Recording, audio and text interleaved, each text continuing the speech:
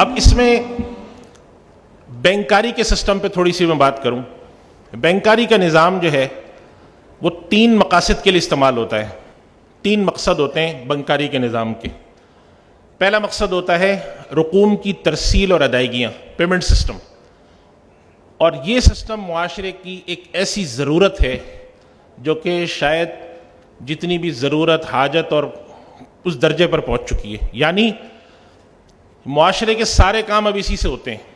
یہ ہمارے پاس جو ٹیلی نار کا ایزی پیسہ آیا ہے، یہ بھی بینکنگ سسٹم ہے، پیمنٹ سسٹم ایک بنایا گیا ہے، ریگولرائز پیمنٹ سسٹم ہے.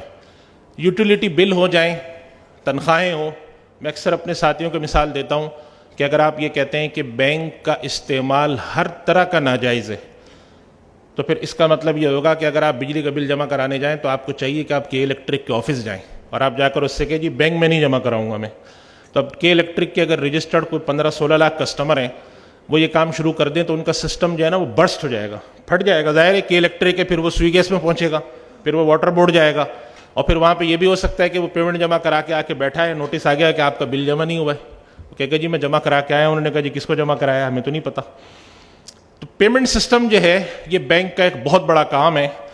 تنخواہوں کی ادائیاں، کاروباری، یہ جتنی بھی آن لائن پیمنٹس ہیں، پوری دنیا میں جو تجارت ہوتی ہے، کراچی، لاہور میں تجارت ہوتی ہے، کراچی کے اپنے اندر بیٹھے ہوئے تجارت ہوتی ہے کہ ایک آدمی جوڑیا بازار میں بیٹھا ہے تو ایک آدمی سرجانی ٹاؤن میں بیٹھا ہے. اس نے اس کو کوئی چیز بھیجی اور اس نے کہا آپ آن لائن میرے اکاؤنٹ میں جا کے پیمنٹ کر دیں، مجھے کوئی ضرورت نہیں کہ میرا آدمی پورا کراچی کو کراس کر کے سرجانی ٹاؤن آ کے پیمنٹ ریسیو کرے. تو مارکیٹ کی جو کیپٹلائزیشن ہوتی ہے، مارکیٹ کے اندر جو ایک ایفیشنسی ہے، اس کو لانے کے لیے بینکنگ سسٹم یہ پیمنٹ کا کام کرتا ہے.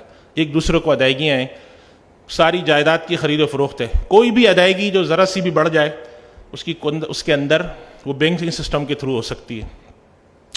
دوسرا مقصد بینکنگ سسٹم کا ہوتا ہے حفاظت. آپ خود سوچیں، اگر آپ کے پاس گھر کے اندر 25 لاکھ روپے پڑے ہوں تو آپ کی نیند حرام ہو جاتی ہے. آپ کہہ رہے ہوتے ہیں بھائی کسی طرح بینک پہنچاؤ یہ رقم کو. لوگ ٹرانزیکشن کرتے ہیں، دوسرے سے کہتے ہیں بھائی بینک میں آ کے پیمنٹ کرنا تم مجھے.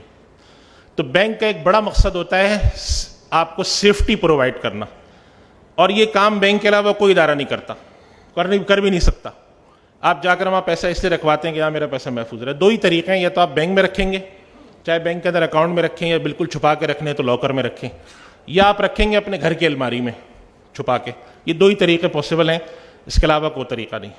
تیسرا کام جو بینکنگ سسٹم میں ہوتا ہے وہ اس کے اندر پیسہ لانے والوں کا مقصد ہوتا ہے نفع کمانا.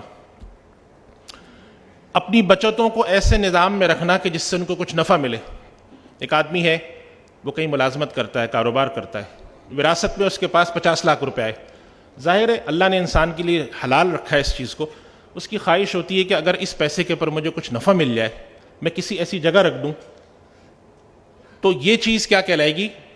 یہ جو کام، اس کام کرنے کے لیے دنیا میں جو سب سے بڑا انسٹیٹیوشن ہوتا ہے، جو سب سے بڑا سسٹم ہوتا ہے، وہ بینک ہے. پاکستان میں ابھی چونکہ فنڈ مینجمنٹ کیپٹل مارکیٹ اتنی اسٹیبلش نہیں ہے تو پاکستان میں بینک ہی ہے.